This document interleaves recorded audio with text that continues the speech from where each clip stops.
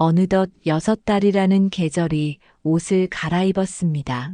하지만 아직도 축축한 비가 세상을 적시는 밤이면 제 온몸의 감각 세포 하나하나가 기어코 그녀를 기억해냅니다. 솜사탕처럼 녹아들던 그 위험하고도 달콤했던 감촉을 말입니다. 올해로 48. 저는 대한민국에서 가장 흔한 성에 누구나 한 번쯤 들어봤을 법한 이름을 가진 남자입니다. 자동차 백미러에 비친 제 얼굴에는 어느새 세월의 지층이 제법 두텁게 쌓여 있습니다. 늘어난 흰머리와 희미해진 턱선, 피곤에 절어 풀리지 않는 눈가의 주름.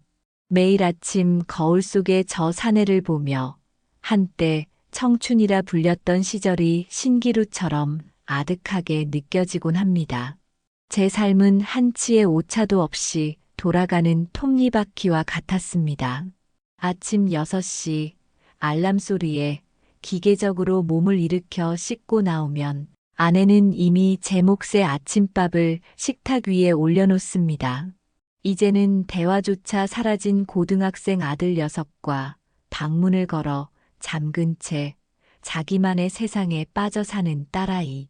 한때는 아이들의 재롱에 하루의 피로를 녹였지만 이제는 숨막히는 대학 입시 전쟁을 치르는 아이들의 뒷바라지와 천정부지로 치솟는 사교육비가 제 어깨를 짓누를 뿐입니다. 물론 아내와의 관계가 나쁜 것은 아니었습니다.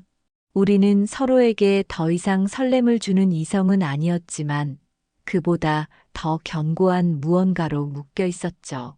한 달에 한 번 마법에 걸리는 그날이 다가오면 아내는 이상하리만큼 강한 욕구를 드러내곤 했습니다. 평소에는 쳐다보지도 않던 저를 밤마다 찾았고 저는 그럴 때마다 40대 후반의 체력을 쥐어짜내며 열심히 그녀에게 응답했습니다. 그것은 사랑이라기보다는 서로의 건강함을 확인하고 가장의 의무를 다하는 일종의 의식과도 같았습니다. 우리는 그렇게 서로에게 익숙한 동지이자 가장 편안한 파트너였습니다. 그날도 그런 톱니바퀴의 일부처럼 굴러가던 하루였습니다. 하루 종일 서류와 씨름하고 상사의 비위를 맞추고 부하 직원들을 독려하다 녹초가 될 무렵 값싸인 박 과장의 전화벨이 울렸습니다. 거절할 수 없는 저녁 약속. 기름 냄새 자욱한 고깃집에서 서로에게 의미 없는 칭찬과 억지 웃음을 교환하며 소주잔을 비워냈습니다. 술 기운이 오르자 그는 어김없이 그곳으로 저를 이끌었습니다. 회사 근처 퀴퀴한 지하 냄새와 번쩍이는 네온 사인이 기묘한 부조화를 이루는 장미 노래주점. 그곳은 성공한 남자들의 세련된 놀이터가 아닌 하루의 고단함을 잊고 싶은 동네 아저씨들의 마지막 도피처 같은 곳이었습니다. 어유, 우리 김 부장님 오셨어. 아이고, 이 잘생긴 얼굴 보기 왜 이렇게 힘들어. 계단을 내려서자마자 주인 아주머니의 끈적한 목소리가 제 온몸을 휘감았습니다. 제 취향과는 아무 상관없이 그녀는 늘 제게 잘생겼다는 말을 주문처럼 외웠습니다. 그날따라 그 상투적인 칭찬이 유독 공허하게 들렸습니다. 박 과장은 이미 제왕처럼 소파 깊숙이 몸을 묻고 다리를 꼬았습니다. 사장님, 오늘 물 좋은 애들 좀 있나? 그의 기름진 농담에 사장님은 제 어깨를 보란 듯이 툭 치며 의미심장한 미소를 흘렸습니다. 당연하지. 마침 오늘 처음 나온 애가 있는데 아주 물건이야. 과장님 말고 우리 부장님 스타일일걸? 잠시 후 룸문이 조심스럽게 열리고 여자 둘이 들어왔습니다. 한 명은 20 초반의 젊음과 과시적인 당당함으로 무장한 이 세계의 문법에 완벽히 적응한 듯 보였습니다. 그리고 다른 한 명 그녀가 들어서는 순간 시끄럽던 룸 안의 모든 소음이 제게서 멀어지는 듯 했습니다. 어림잡아 30 후반. 몸에 맞지 않는 어색한 옷. 이런 곳과는 도무지 어울리지 않는 단아한 분위기. 짙은 화장으로 필사적으로 감추려 했지만 감춰지지 않는 깊은 수심이 그녀의 눈빛에 그림자처럼 드리워져 있었습니다. 잔뜩 겁먹은 채 어디에 시선을 둬야 할지 몰라 방황하는 그 모습이 제 마음 한구석을 불편하게 건드렸습니다. 결과는 정해진 수순이었습니다. 박 과장은 망설임 없이 젊은 아가씨를 자신의 옆에 앉혔고 선택받지 못한 그녀는 말없이 제 옆자리로 와 앉았습니다. 박 과장은 마치 물 만난 고기처럼 마이크를 독차지하고 목에 핏대를 세워가며 유행 지난 록 발라드를 불러댔습니다. 옆에 앉은 젊은 아가씨는 박수와 탬버린으로 열렬히 호응하며 그의 흥을 돋우었죠. 그 둘이 만들어내는 요란한 소음 속에서 저와 그녀는 마치 다른 세상에 있는 듯 했습니다. 우리는 서로의 잔이 빌 때마다 말없이 술을 채워주었고 몇 번의 어색한 눈맞춤과 멋쩍은 미소를 주고받았습니다. 저는 김 부장입니다. 제 말에 그녀는 은영이에요.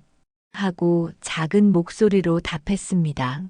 그 짧은 통성명 외에는 이렇다 할 대화가 오가지 않았지만 그 침묵과 어색한 미소 속에는 이상한 종류의 동질감이 흐르고 있었습니다. 그렇게 1시간쯤 지났을까요? 시끄러운 댄스곡 메들리가 끝나고 룸 안에는 잠시 정적이 흘렀습니다. 바로 그때 마치 약속이라도 한 듯 감미로운 전주가 스피커를 통해 흘러나왔습니다. 80년대에나 유행했을 법한 촌스러운 발라드. 브루스 타임이었습니다. 박 과장은 이미 옆에 아가씨와 몸을 밀착한 채 춤을 추기 시작했고 저는 의무감에 그녀에게 손을 내밀었습니다. 그녀는 마지못해 자리에서 일어났습니다. 어색하게 그녀의 허리에 손을 두르고 느린 템포에 맞춰 스텝을 옮기던 바로 그 순간이었습니다. 긴장으로 뻣뻣하게 굳어있던 그녀의 몸이 한순간 스르르 풀리며 제게 살짝 기댔습니다. 그 찰나 그녀의 몸이 제 몸에 닿는 순간 제 안의 모든 감각이 폭발하는 듯 했습니다. 그것은 제가 살아오면서 단 한 번도 경험해보지 못한 완전히 새로운 종류의 감촉이었습니다. 아내의 건강한 탄력과는 차원이 다른 뭐랄까 마치 잘 만들어진 고급 솜사탕을 품에 안은 듯 했습니다. 힘없이 푹 꺼지는 것이 아니라 제 몸의 모든 각진 부분과 마음의 모든 모서리를 부드럽게 감싸며 스며드는 느낌. 제 안의 모든 긴장과 책임감, 지긋지긋한 현실의 무게가 그 부드러움 속으로 전부 녹아내리는 듯한 위험하고도 황홀한 감각이었습니다. 심장이 제멋대로 쿵쾅거렸고 저는 저도 모르게 그녀를 안은 팔에 힘을 주었습니다. 그녀의 샴푸 냄새가 훅 끼쳐왔고 그 깨끗한 향기는 이 더럽고 퇴폐적인 공간과 어울리지 않아 더욱 치명적이었습니다. 그날 밤 접대가 끝나고 집으로 향하는 내내 제 몸에는 그 낯선 감촉이 선명한 낙인처럼 남아 있었습니다. 그리고 깨달았습니다. 견고한 성이라 믿었던 제 일상에 아주 미세하지만 돌이킬 수 없는 균열이 시작되었음을.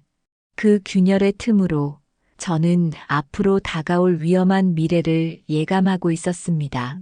한 달이라는 시간이 쏜살같이 흘렀습니다.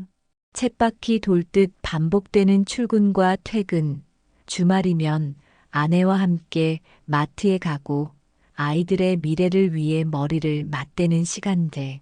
저는 그날 밤의 일을 그저 술기운에 잠시 꾸었던 한여름밤의 꿈처럼 잊으려 부단히 노력했습니다. 그녀의 그 솜사탕 같던 감촉은 의식의 저편으로 애써 밀어냈지만 기억이란 놈은 참으로 교활했습니다. 문득 혼자 담배를 태우는 순간이나 텅 빈 사무실에서 창밖을 바라볼 때면 그날의 기억은 마치 물에 번지는 잉크처럼 제 마음을 온통 흐트러 놓곤 했습니다. 하지만 거기까지였습니다. 저는 40대의 가장이었고 제게 허락된 삶의 궤도는 단 하나뿐이었으니까요. 그날은 부서 회식이 있던 날이었습니다. 실적 달성을 자축하는 자리였지만 본질은 상사의 지루한 무용담을 들어주고 부하 직원들의 아부에 적당히 맞장구 치며 모두가 만족할 만한 김 부장의 역할을 연기해야 하는 또 다른 업무의 연장선이었습니다. 1차 삼겹살에 소주, 2차 호프집에 시끄러운 맥주까지 넥타이를 풀어 헤친 동료들의 고성과 억지 웃음 속에서 저는 끝없이 술잔을 비워냈습니다. 취하지 않으면 견딜 수 없는 시간들이었기 때문입니다. 자정이 다 되어 회식은 끝이 났고 거나하게 취한 몸을 이끌고 큰 길로 나섰습니다. 밤늦은 도로는 텅 비어 있었고 택시는 가뭄에 콩나듯 지나갔습니다. 손을 흔들어 봐도 얄밉게 비켜가는 빈 차들을 보며 저는 하염없이 걷고 또 걸었습니다. 술기운에 세상이 빙글빙글 돌았고 도시의 불빛들은 하나로 엉겨붙어 제 눈앞에서 춤을 추었습니다. 그때였습니다. 제 걸음을 멈추게 한 것은 저만치 앞에서 깜빡이는 눈에 익은 붉은색 네온사인 장미 노래주점. 홀린 듯 그 앞으로 다가갔을 때 마치 약속이라도 한 듯 하늘에서 차가운 것이 제 뺨 위로 툭 떨어지기 시작했습니다. 부슬부슬 내리는 차가운 봄비였습니다. 그 서늘한 감촉에 온몸의 신경이 곤두서는 것 같았습니다. 미쳤어, 돌아가야지. 머릿속 이성이 경고등을 울렸습니다. 아내와 아이들 얼굴을 생각해. 하지만 술과 외로움에 흠뻑 젖은 제 마음은 한 번만, 딱 1시간만 덜하며 위험한 속삭임을 멈추지 않았습니다. 비를 피한다는 핑계로 혹은 술기운에 기어코 노래 한 곡이 하고 싶었는지도 모릅니다.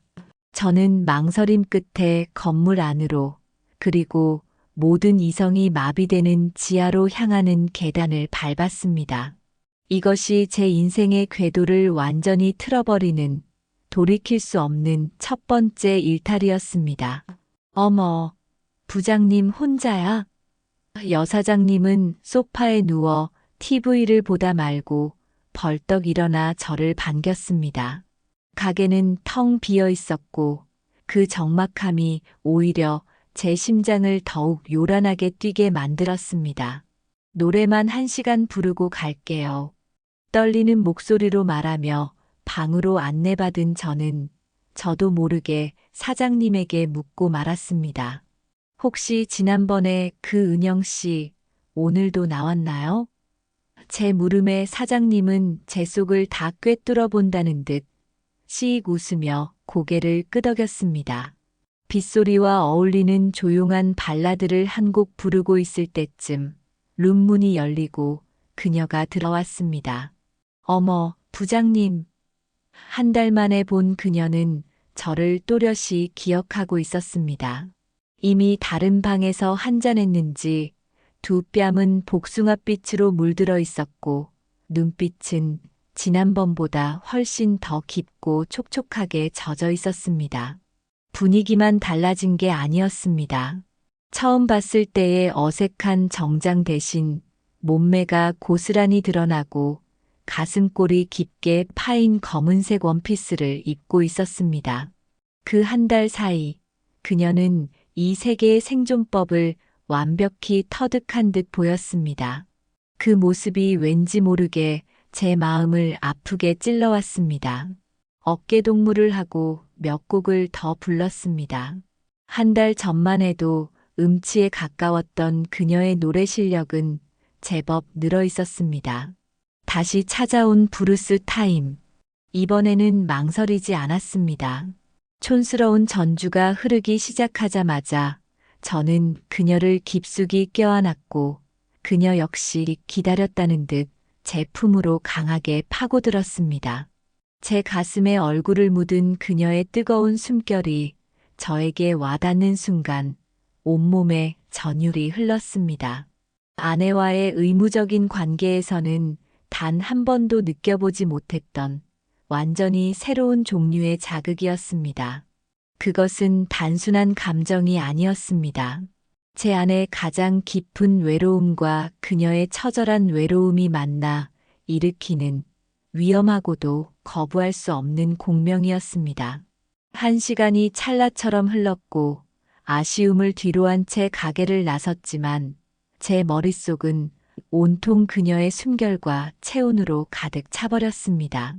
그날 밤 저는 집으로 돌아갔지만 제 영혼은 그 어둡고 좁은 룸 안에 그녀와 함께 남겨두고 온 뒤였습니다.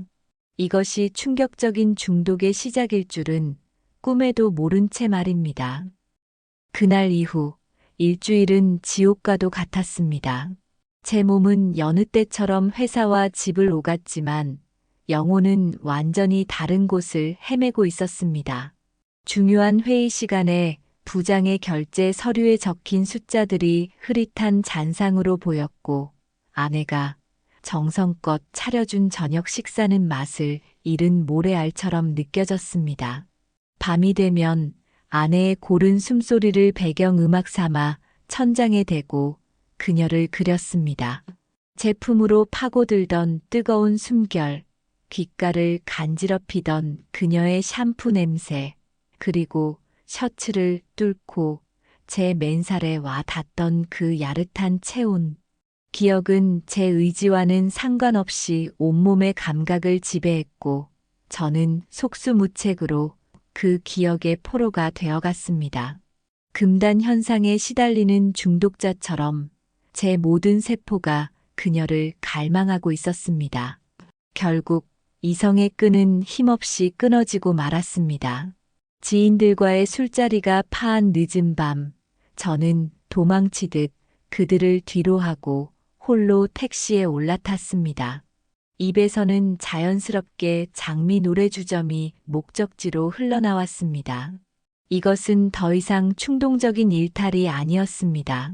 마약인 줄 알면서도 기어코 주사기를 찾아 헤매는 중독자의 처절하고도 계획적인 행보였습니다. 아이고, 우리 부장님, 오늘은 웬일로 일찍 오셨네. 여사장님은 저를 보자마자 반색하며 맞았습니다. 하지만 그 순간 그녀는 제 심장을 철렁 내려앉게 하는 말을 덧붙였습니다.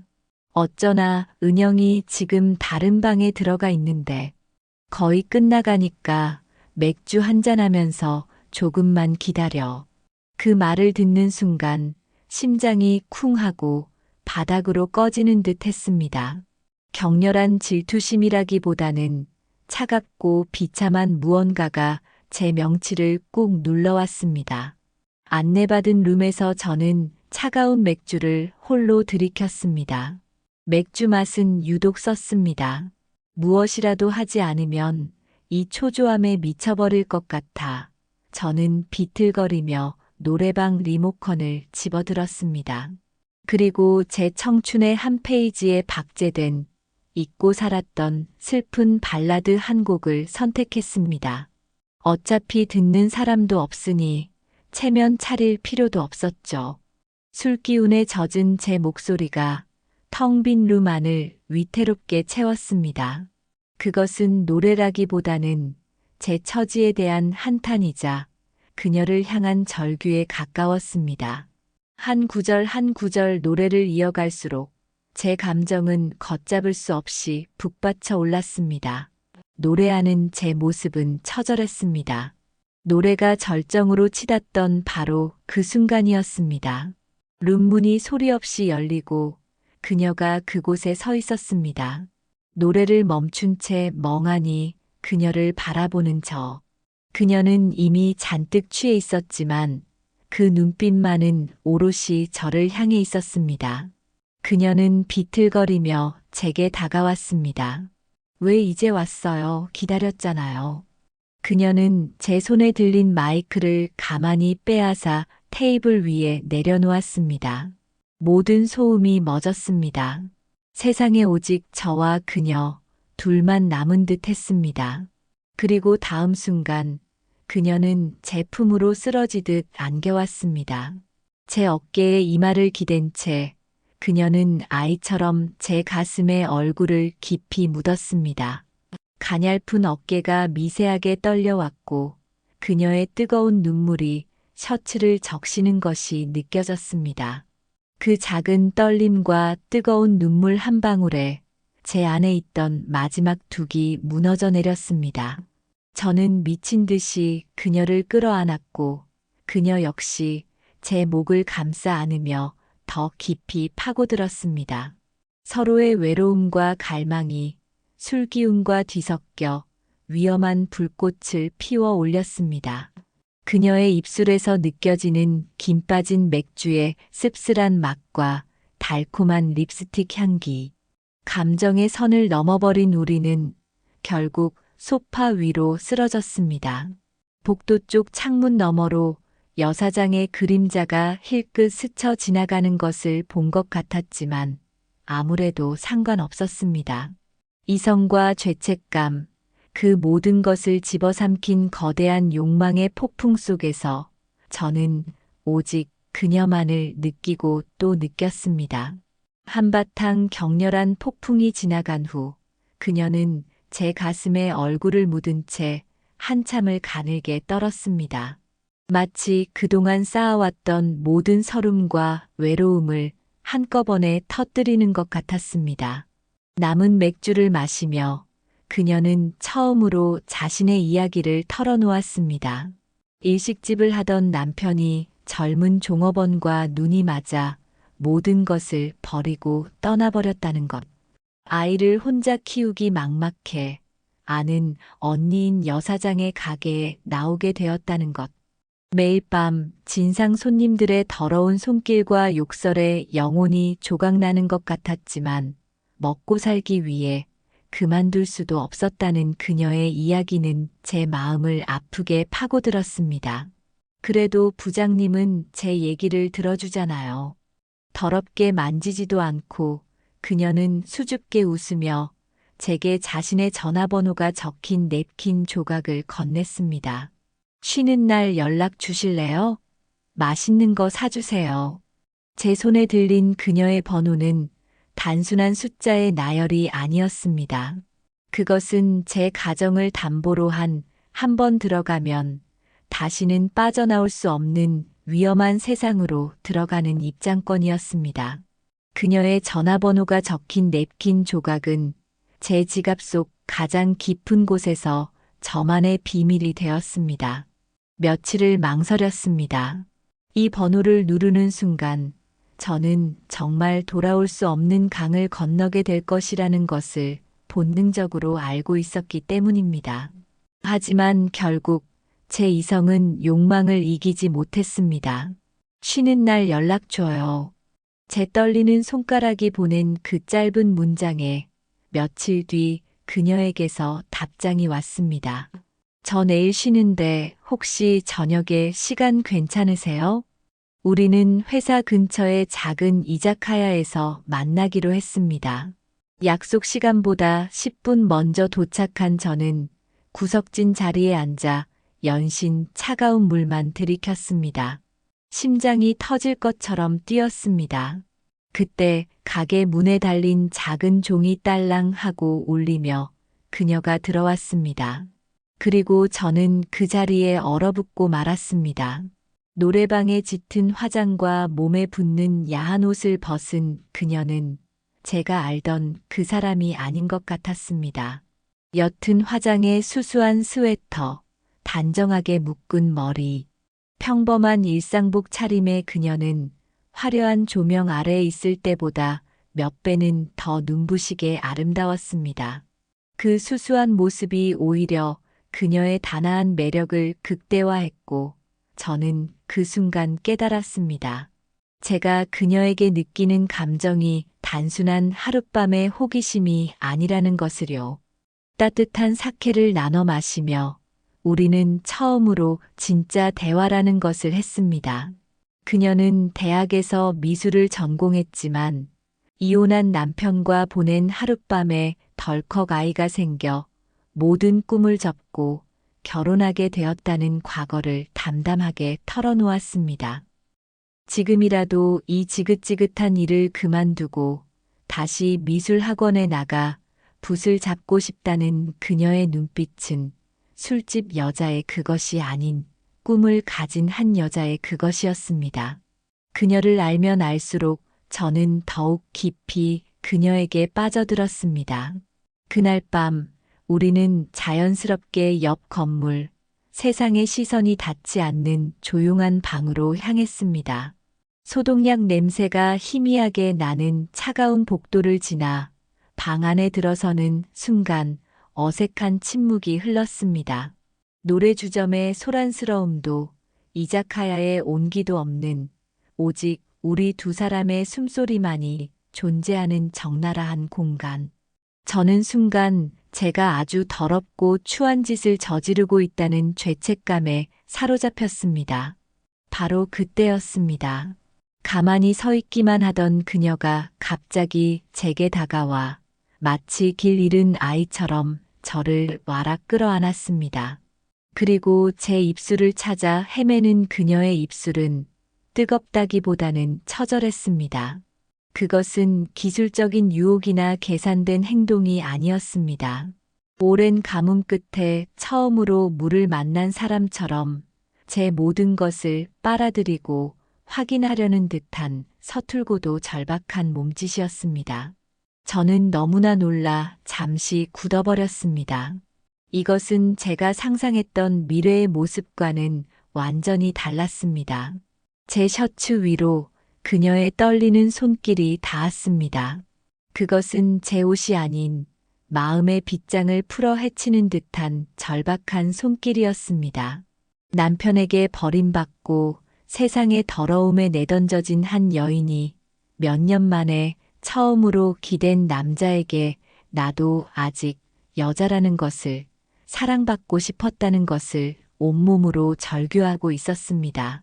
그녀의 거친 숨결 속에서 저는 욕망이 아닌 깊은 슬픔을 보았습니다.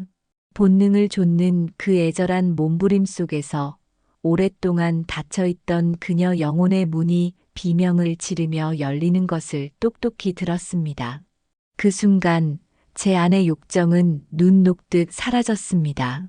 대신 그 자리를 채운 것은 그녀의 상처에 대한 깊은 연민과 그녀를 지켜주고 싶다는 강렬한 보호 본능이었습니다. 제게서 자신의 존재를 확인하려는 듯 필사적으로 매달리는 그녀를 저는 더욱 깊이 그리고 더욱 부드럽게 끌어안았습니다. 괜찮다고, 이제 괜찮다고 말 대신 온몸으로 그녀를 위로했습니다. 그곳의 하얀 천 위에서 우리는 언어 없이 서로의 가장 깊은 상처와 외로움을 온몸으로 나누었습니다. 한참의 시간이 흐른 뒤 폭풍처럼 모든 것을 쏟아낸 그녀는 제 품에 안겨 어린아이처럼 서럽게 울었습니다. 저는 그저 그녀의 등을 말없이 토닥여줄 뿐이었습니다. 그날 이후 우리는 몇 번의 만남을 더 가졌습니다. 저는 완벽한 이중 생활을 하는 배우가 되었습니다. 낮에는 가정과 회사라는 무대에서 성실한 남편이자 책임감 있는 부장을 연기했고, 우리만의 비밀스러운 밤에는 그녀와 서로의 상처를 보듬었습니다. 그것은 지독히 위험했지만 제 메마른 삶에 유일하게 허락된 오아시스였습니다. 그러던 어느 날 그녀가 충격적인 말을 했습니다. 그날도 우리는 여느 때처럼 깊은 시간을 보낸 후 나란히 누워 숨을 고르고 있었습니다. 그녀의 머리카락을 부드럽게 쓸어 넘겨주며 저는 이 세상 전부를 가진 듯한 행복감에 젖어 있었습니다. 그런데 그녀가 갑자기 제 손을 잡으며 심각한 표정으로 입을 열었습니다. 부장님, 저 할 말이 있어요. 그녀의 목소리가 너무나 진지해서 저는 순간 불길한 예감에 휩싸였습니다. 그녀는 시선을 아래로 떨군 채 천천히 이야기를 시작했습니다.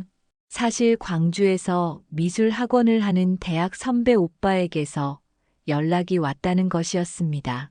학창 시절 자기를 많이 좋아했던 오빠인데 동창회에서 자신의 딱한 사정을 듣고는 함께 일해보지 않겠냐고 제안했다는 겁니다. 그 오빠는 아직 미혼이고 아이와 함께 내려와서 정착하는 것을 모두 도와주겠다고 했다더군요.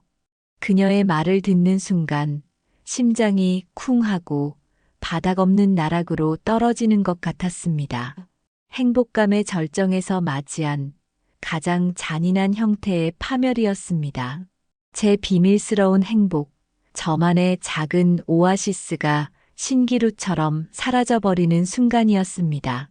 그녀는 제게 선택을 묻지 않았습니다. 이미 그녀의 마음은 정해져 있었고 그것이 그녀와 그녀의 아이를 위한 가장 현명한 길이라는 것을 저 역시 부정할 수 없었습니다. 우리는 우리의 만남이 앞으로 어떻게 될 것인지에 대해 그 어떤 말도 하지 않았습니다. 그저 침묵 속에서 서로의 온기만 나누다 말없이 헤어졌습니다. 어쩌면 우리는 처음부터 알고 있었을지도 모릅니다. 우리의 관계는 결코 해피엔딩이 될 수 없다는 것을.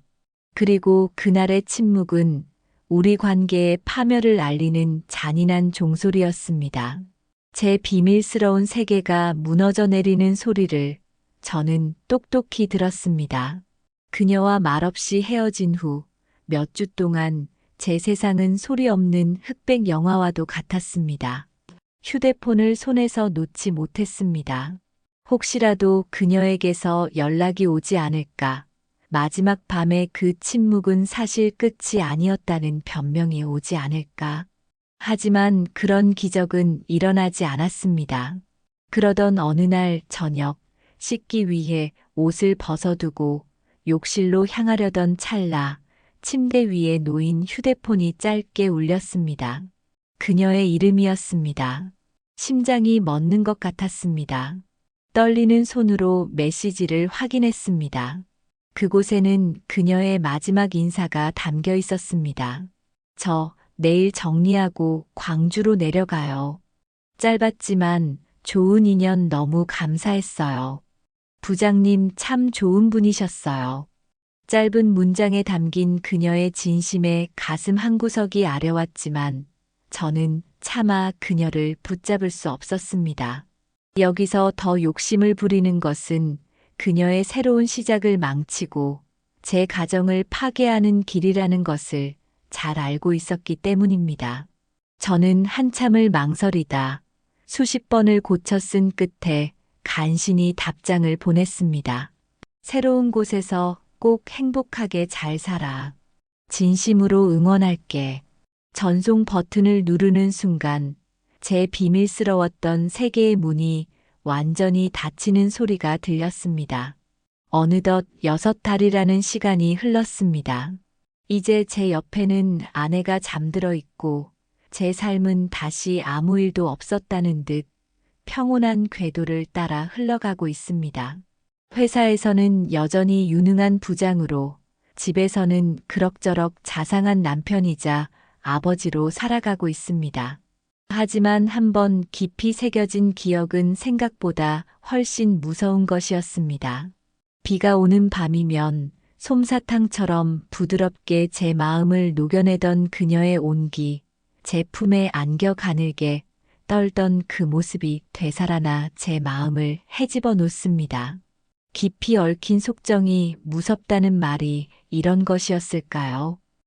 아직도 제 마음 곳곳에는 그녀가 남긴 깊은 흔적이 스며들어 있는 듯합니다. 그것은 저를 고통스럽게 하면서도 동시에 제 메마른 삶을 잠시나마 적셔주었던 유일한 샘물이었습니다. 하지만 이제 저는 압니다. 이 아픔과 그리움의 끝에서 제가 해야 할 일이 무엇인지를요. 한때의 불장난으로 치부하기엔 그녀와의 만남은 제게도, 그리고 아마 그녀에게도 절실한 위로이자 도피처였을 겁니다. 모든 것을 잃은 잿더미 위에서 그녀는 진정한 자신의 행복을 찾아 새로운 첫걸음을 뗀 것이겠지요. 타인의 시선이나 죄책감이 아닌 제 내면에서 길어올린 진심으로 그녀의 행복을 빌어주는 것. 어쩌면 이것이 이기적이었던 제 일탈에 대한 유일한 구원일지도 모르겠습니다. 오늘도 저는 창밖을 보며 지금쯤 남쪽의 어느 도시에서 아이와 함께 웃고 있을 그녀를 위해 조용히 기도합니다. 부디 좋은 사람 만나 상처를 치유하고 다시는 술집 같은 곳에서 자신을 팔지 않기를, 정말 행복하기를, 진심으로 행복하기를 말입니다. 한때의 일탈은 지워지지 않는 흔적을 남겼습니다. 빗속의 기억은 여전히 제 가슴을 적시지만 폐허와도 같던 삶 속에서 그녀가 새로운 행복을 찾았기를 나는 오늘도 조용히 그녀의 안녕을 기도할 뿐입니다.